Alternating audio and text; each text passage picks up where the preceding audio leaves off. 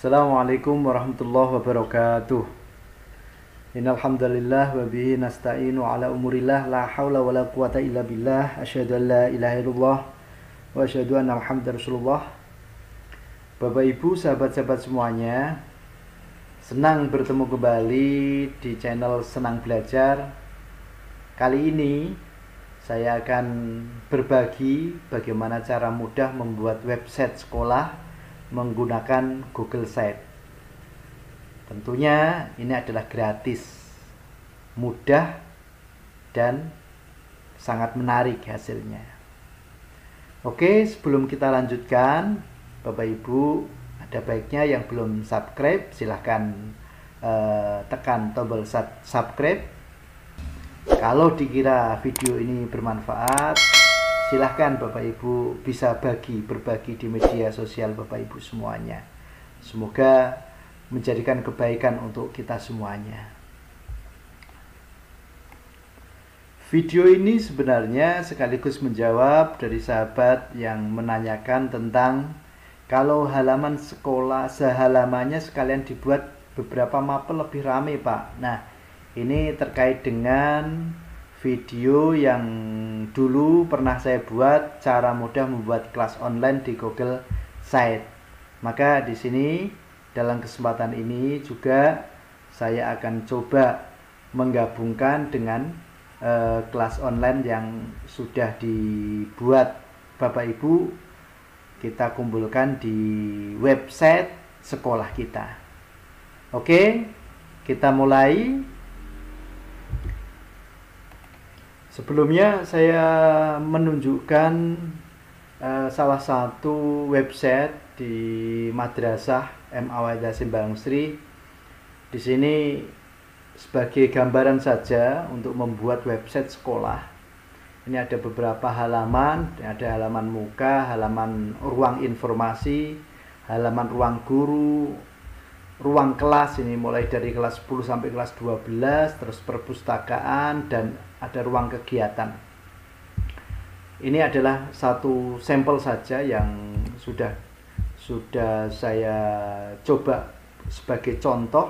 Dan ini di halaman muka, ini ada pendahuluan, ucapan salam, terus ada perkenalan visi misi. Di sini ada video tentang profil. Terus di sini ada buku tamu, ya, buku tamu. Ini. Terus untuk halaman informasi, kalau kita klik pada halaman informasi, maka kita dibawa ke halaman informasi. Di sini di dalamnya ada informasi pendidikan, ada kaldik, kalender pendidikan, ada jadwal daring maupun luring.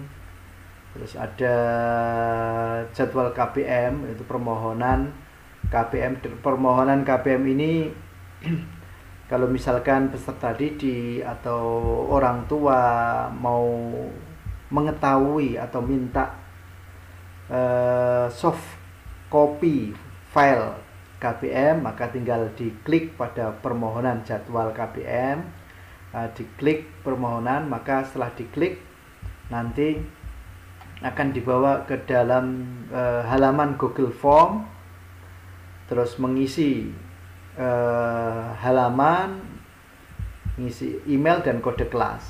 Jadi file jadwal akan dikirim lewat email secara otomatis. Jadi ini yang ngirim adalah secara otomatis, tidak dari admin madrasah atau sekolah. Ini kalau dikirim. Terus kode kelas ini berarti nanti si pemohon harus memahami kode kelas anaknya atau kode kelasnya.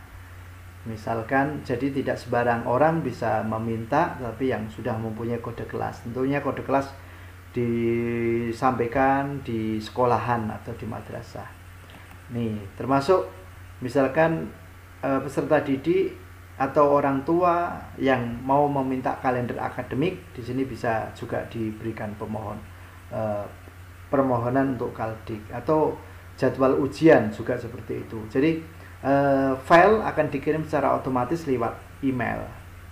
Nah, untuk selanjutnya di informasi ada informasi bantuan pendidikan, yaitu ada berupa tabungan pendidikan yang diberikan terkait dengan prestasi akademik, akhlak mulia, juara lomba. Ini sumber dari mungkin ini merupakan satu informasi saja. Misalkan ada prestasi akademik juara 1, 2, 3 diberikan sebuah penghargaan berupa tabungan pendidikan yang tercatat sebagai catatan Bapak Ibu guru bahwa peserta didik ini yang mempunyai akhlak mulia, maka diberi beasiswa tabungan pendidikan dengan ukuran penilaiannya adalah seluruh guru menilai secara bersama-sama sehingga objektif di tingkat sekolahan masing-masing. Misalkan anak mendapatkan juara lomba, baik lomba akademik maupun non akademik, diberi tabungan. Maka info tabungan ini baik orang tua maupun peserta didik bisa minta info tabungan atau daftar tabungan peserta didik tersebut. Maka kalau ini diklik misalkan, maka akan dibawa ke dalam Google Form. Pertama misalkan minta data email, bisa saja dimasukkan email, misalkan ini kita masukkan, terus misalkan kode kelas, misalkan maka di sini ada permohonan masukkan nomor induk peserta didik yang kami butuhkan untuk pencocokan data. Maka di sini adalah memasukkan nomor induk peserta didik.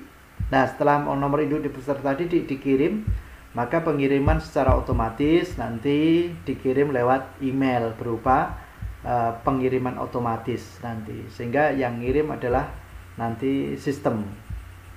Oke, kita lanjutkan. Ada informasi bantuan pendidikan yang berikutnya adalah bimbingan konseling.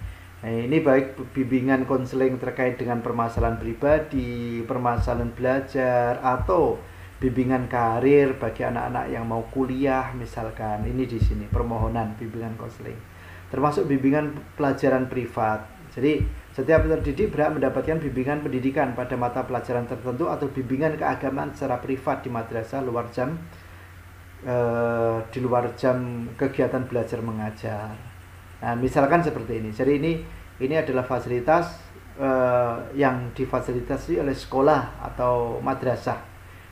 Jadi ini salah satu contoh. Terus untuk ruang guru, kalau kita masuk pada ruang guru, di sini ada beberapa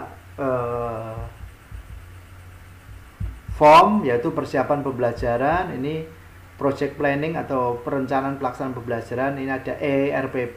Jadi kalau kita diklik ERPP, nanti dibawa untuk pengisian ERPP. Jadi alamat email, nama guru, nomor induk guru, nama mapel, kelas, semester diisi semuanya, tahun, materi pokok, alokasi waktu, kompetensi dasar pengetahuan, tujuan pembelajaran, kegiatannya. Misalkan waktu pembelajaran, kegiatan intinya apa, waktu kegiatan inti berapa menit, kegiatan penutup berapa, waktu penutupannya berapa, penilaiannya bagaimana, kirim. Maka otomatis ERPP ini tersimpan di file ERPP. Misalkan di sini ada contoh untuk SIM, sistem informasi madrasah, atau ini ada data rancangan pelaksanaan pembelajaran, misalkan ERPP. Di sini arsip ERPP, maka otomatis semua arsip kegiatan atau semua arsip ERPP ini sudah tersimpan di sini. Jadi yang sudah memasukkan ini sudah tersimpan di sini. Contohnya misalkan kita mau membuka salah satu bentuk RPP, misalkan kita buka salah satu ERPP misalkan, maka nanti bentuknya adalah seperti ini. Jadi ini otomatis nanti form itu akan terkirim dan terbentuk file RPP. Oke, dan ini Bapak Ibu guru yang mengisi dapat kiriman, dan nanti madrasah atau sekolahan juga dapat arsip untuk RPP. Oke, kita lanjutkan. Terus pelaksanaan kegiatan, nanti selain ada RPP, perencanaan, pelaksanaan kegiatan, ada form kehadiran. Jadi Bapak Ibu guru mengisi form kehadiran dan jurnal kegiatan. Ini untuk ruang guru. Sedangkan ruang kelas, kalau kita klik di ruang kelas, ini ada daftar guru. Jadi peserta didik mengetahui kodenya, terus gurunya siapa, mata pelajaran, mengajar di kelas berapa. Ini ada semuanya. Terus di situ ada pedoman mengikuti kelas online. Misalkan di sini kita klik di situ, nanti ada beberapa pedoman. Misalkan ini adalah sebagai contoh, jangan lupa berdoa terlebih dahulu dalam melaksanakan kegiatan pelajaran dan seterusnya. Ini beberapa pedoman. Kalau ini kita klik, maka tulisan itu akan disembunyikan. Terus dan ini silahkan masuk ke kelas online, tinggal ada beberapa pilihan kelas 11.1, 11.2, 10.1, 10.2, 11.1, 11.2, 12.1, 12.2. Sehingga kalau anak-anak mau masuk, misalkan anak kelas 11.1, misalnya 11 ilmu sosial 1, klik, maka otomatis dia akan dibawa ke kelas mereka. Nah, di sini ada kelas mereka, daftar mata pelajarannya. Di sini ada daftar mata pelajaran, terus silakan diklik mata pelajaran yang ingin dipelajari di bawah ini. Misalkan dia mau mempelajari tentang matematika, misalkan, maka tinggal diklik matematika, klik matematika. Nah, otomatis akan dibawa kepada halaman matematika. Nah, ini terkait dengan yang ditanyakan oleh salah satu sahabat kita di video sebelumnya, bagaimana kalau digabungkan. Ini kebetulan masih posisi edit. Bagaimana kalau digabungkan web atau halaman dari masing-masing Bapak Ibu guru dalam satu website sekolah. Nah, ini salah satu jawabannya. Jadi bisa dihubungkan dengan cara link. Jadi dilinkkan. Jadi setiap mata pelajaran ini berarti nanti dilinkkan, dihubungkan ke halaman Bapak Ibu guru masing-masing yang membuat dan sesuai dengan mapelnya. Ini misalkan yang baru adalah seperti ini, Al-Quran, hadis, misalkan akidah, akhlak dan sebagainya. Ini yang baru. Maka tinggal dihubungkan saja, dilinkkan. Terus ini beberapa kelas. Kalau misalkan kita masuk ke kelas 12, maka otomatis akan dibawa ke kelas 12.2. Juga disiapkan ada ruang perpustakaan. Di sini ada ruang perpustakaan, dan ruang perpustakaan ini adalah menghubungkan beberapa perpustakaan online yang banyak sekali. Di sini ada perpustakaan online nasional, ada perpustakaan Kemdikbud, ada perpustakaan digital nasional, Ipusnas, ada perpustakaan nasional itu sendiri, dan masih banyak lagi. Nah, tinggal anak-anak atau peserta didik tinggal masuk saja, misalkan ke perpustakaan Kemdikbud, misalkan tinggal klik saja, maka nanti akan dibawa ke halaman perpustakaan di sana, dan mereka akan berselancar sendiri mencari apa yang mereka butuhkan sehingga terkondisikan belajarnya. Ini itu untuk perpustakaan tadi. Ya, ini kalau anak-anak tadi klik atau peserta didik klik ke perpustakaan Kemdikbud, maka akan dibawa ke halaman ini. Sehingga mereka bisa berselancar atau mencari apa yang mereka butuhkan. Nah, kita lanjutkan Bapak Ibu. Ini perpustakaan ada halaman lagi, yaitu ruang kegiatan atau bisa juga terserah nanti Bapak Ibu dalam membuat apa itu foto kegiatan atau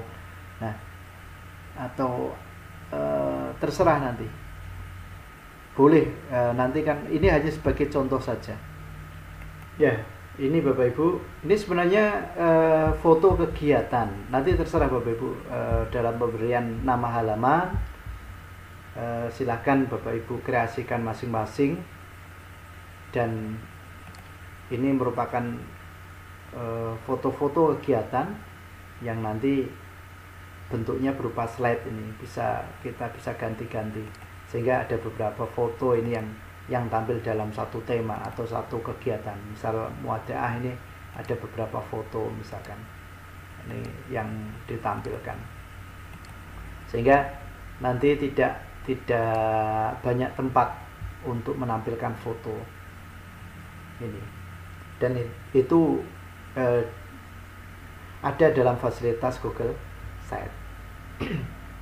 Nah, itu Bapak Ibu, tadi sudah saya kenalkan bentuk atau satu contoh bentuk dari website madrasah atau sekolah yang bisa kita buat. Sekaligus ini juga bisa mengumpulkan beberapa kelas online dari Bapak Ibu guru yang dibuat dengan Google Site dalam satu ruang, yaitu ruang kelas. Ini mulai dari misalkan kelas 10, nanti linknya dimasukkan ke ke website madrasah atau website sekolah, sehingga peserta didik lebih mudah untuk mengakses, dan mungkin ini jadi aset madrasah atau aset sekolah untuk mengembangkan dan untuk lebih meningkatkan baik itu pembelajaran peserta didik maupun nanti pengembangan dari Bapak Ibu guru semuanya. Nah, itu yang nanti kita lanjutkan pada video berikutnya. Kita akan coba beberapa tahap bagaimana kita akan membuat, mulai dari menyiapkan Google Form-nya, terus bagaimana kita menyiapkan untuk memberi feedback atau mengirim secara otomatis baik itu permohonan file dari peserta didik atau dari orang tua. Ini yang kurang tadi adalah terkait dengan tunggaan atau tanggungan orang tua terhadap biaya pendidikan. Ini juga bisa kita berikan secara privat langsung ke orang tua, sehingga nanti kuncinya adalah orang tua memohon untuk jumlah biaya yang harus dibayar, maka hanya mengirim email terus identitas peserta didiknya, maka secara otomatis nanti informasi akan dikirim ke email yang diberikan orang tua. Ini tentunya nanti dengan memberikan kode tertentu kepada peserta didik, entah itu dengan kode unik yang dimiliki peserta didik itu dengan tanggal lahir dan nomor induknya atau apa ini, atau kita buat dengan cara yang lain untuk memberikan kode unik atau token. Itu saja Bapak Ibu dalam kesempatan ini. Insya Allah nanti kita akan lanjutkan pada video berikutnya tentang bagaimana tahapan-tahapan membuatnya. Semoga saja nanti kita bisa mengikuti dan menyampaikan dengan baik. Sampai jumpa kembali di video berikutnya. Sekali lagi jangan lupa di subscribe. Kalau dianggap ini merupakan hal yang baik dan bermanfaat, silakan Bapak Ibu bisa dibagi ke teman-teman atau sahabat-sahabat yang lainnya, baik di langsung maupun secara lewat media sosial yang lain. Kiranya cukup, kurang lebihnya mohon maaf. Wallahu muwaffiq ila aqwamit thoriq. Assalamualaikum warahmatullahi wabarakatuh.